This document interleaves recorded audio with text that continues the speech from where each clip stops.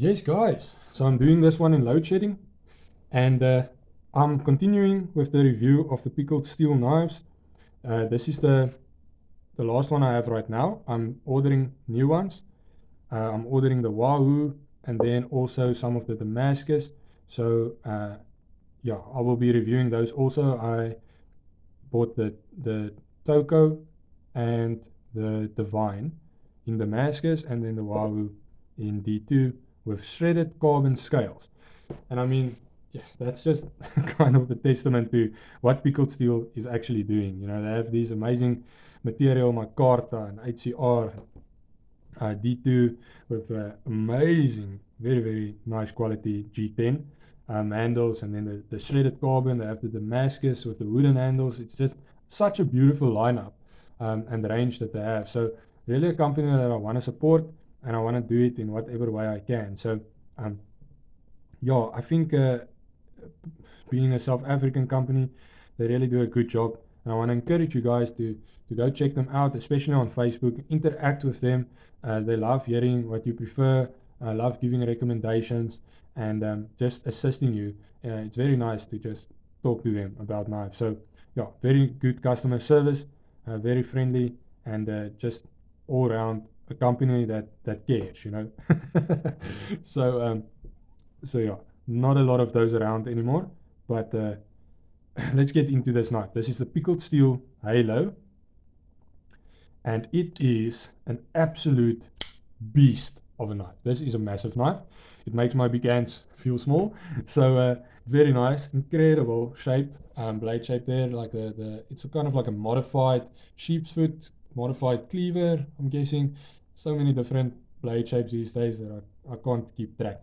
But what makes this blade unique for me, besides the beautiful Stonewash, is the three-angled grind. They uh, it has these contours, which just yes, it just makes the blade look so good. So what happens here is the structure is running down towards the point, which creates then this kind of a reverse tanto shape and increases the strength of the tip.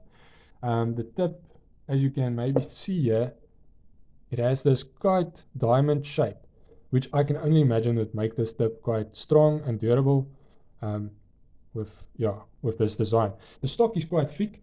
If you take a look, maybe you can see there, with the honey badger, this is a large Tanto honey badger.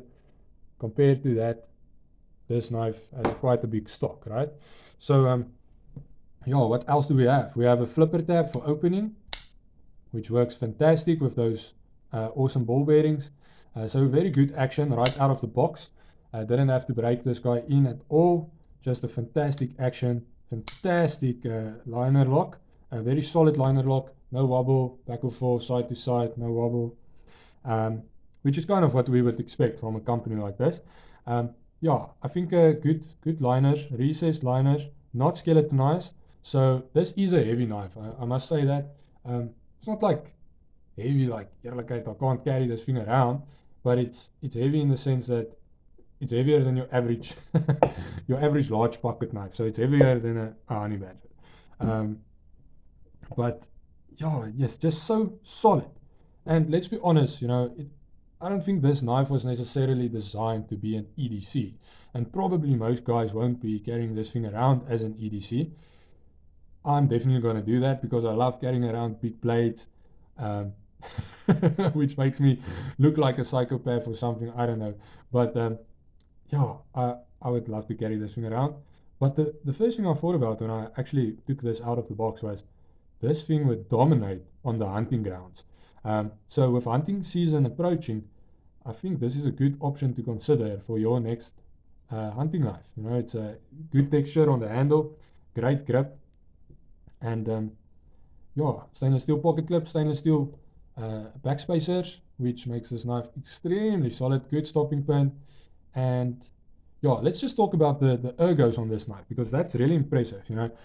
With stuff like this, when there's knives with cutouts on the handles and contours and stuff like that, which seems like it should make it more comfortable, I'm very skeptical because I've had some bad experiences where a knife was designed to be more comfortable, but in the effort to make it more comfortable, it ended up being uncomfortable, and yeah, was left with some harsh areas that irritated the hand and made it just something that I didn't want to use at all. So um, with pickled steel, when it comes to these kind of ergo cutouts, if you don't do it right, I will instantly know. If I pick up this knife, I will feel the issues. I will feel that this is wrong. But Pickled Steel, they did it so good. This is in my top 2 most comfortable folding knives to hold in the hand. It definitely is. This thing just fits my hand perfectly. And I can imagine that it would fit a smaller hand also, as well as some thicker fingers, definitely very, very well. It feels like I can use this knife for hours without anything kind of bothering me, because yeah, so it's so comfortable. Yeah, yeah, I enjoy it. I really enjoy it. I didn't expect the ergos on this knife to be this amazing, but it definitely is. And they also nailed it with the Joker. It doesn't seem like the Joker has specific designed ergos, but you do have this little kind of a point here, which just fits so perfectly in between my middle finger and my ring finger, and it creates such a good grip. So these guys know what they're doing when it comes to ergonomics, that's for sure. Not a deep carry pocket clip, but as I said, probably not designed for EDC, more for maybe camping, maybe some outdoor use. Definitely a hard-working knife, I can tell that for sure. Hunting, that sort of thing, this would be a fantastic option. Yeah, something else that I found unexpected was this little choil here. So when I took it out of the box, I saw this little choil, and I thought, it's probably just for the sharpening purposes. Also, I enjoy that plunge grind there, and yeah, I thought it was. It's probably designed just for sharpening purposes, but I found it very interesting that I could actually fit my finger in there and use it as a finger choil without this point bothering me at all. It's I'm still kind of baffled by how that is even possible, but it's like my finger just rests perfectly on this flipper tab. So yeah, very, very nice, because when compared to something like the Honey Badger in HCR, with this choil, it's a fantastic choil. You can really get in there, and it's very functional. Even with the Joker, with the Pickled Steel, you have that very functional choil.